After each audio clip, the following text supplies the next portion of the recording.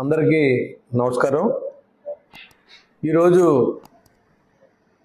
పేరు నాని మాజీ మంత్రి మరి ఆయన మాట్లాడుతూ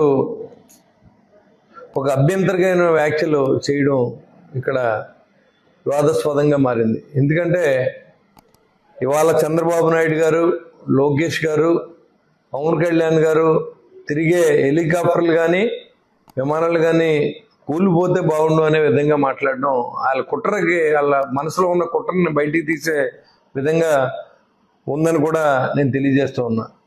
ఎందుకంటే ఎప్పుడైతే రాజశేఖర రెడ్డి గారు మరణం, హెలికాప్టర్లు కూలిపోయిన దగ్గర నుంచి వీళ్ళ సైకో మనస్తత్వాలు ఎవరైనా అలాగే జరగాలనే ఆలోచనతో వీళ్ళు మాట్లాడే విధానం నేను తీవ్రంగా అభ్యంతరం వ్యక్తం చేస్తూ ఉన్నా.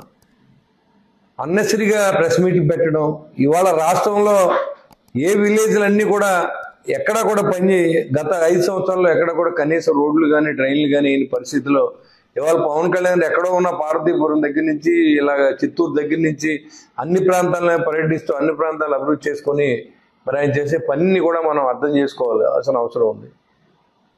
ఈయన మాట్లాడుతూ ఉంటాడు, మీరు హెలికాప్టర్ ఎవరు కట్టారు అని. అది కూడా రైట్ ఇన్ఫర్మేషన్లో అడుగు, నువ్వు కూడా గవర్నమెంట్ని అడుగు. అది కనుక మేము కట్టినట్టు ఉంటే దానికి మీకు ఆన్సర్ చేస్తాం. లేదు మేము ఎలాగిచ్చామో నీకు చెప్పవలసిన అవసరం లేదు. ఎందుకంటే అది ఎన్ని లక్షలకు పెట్టామో, లేకపోతే ఊరికనే ఇచ్చారా, లేకపోతే ఏంటనేది నీకు చెప్పవలసిన అవసరం లేదు.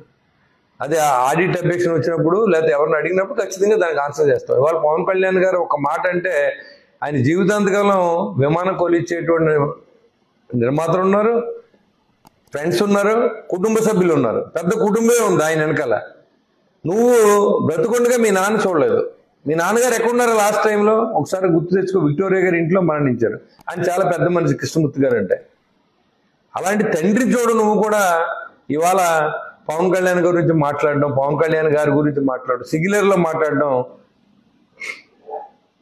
చాలా హాస్యాస్పదంగా ఉంది. నాని, ఇలాగ ఇంకెప్పుడు నువ్వు మాట్లాడొద్దు. ఇది మంచి పద్ధతి కాదు. ఎందుకంటే సింగులర్లో మాట్లాడడం, నువ్వు ఎలా ఇచ్చావో చెప్పమంటావు, నీకు చెప్పవలసిన అవసరం ఉంది. నువ్వెవరో అసలు ఇవాళ నువ్వు అడిగావు ఎప్పుడైనా నీ గొడవల్లో నీ ఎన్ని బస్తాల్లో నీ భార్య పేరు మీద ఎంత అక్రమంగా చేసావు అనేది వస్తే నువ్వు ఫైన్ ఎందుకు కట్టావు?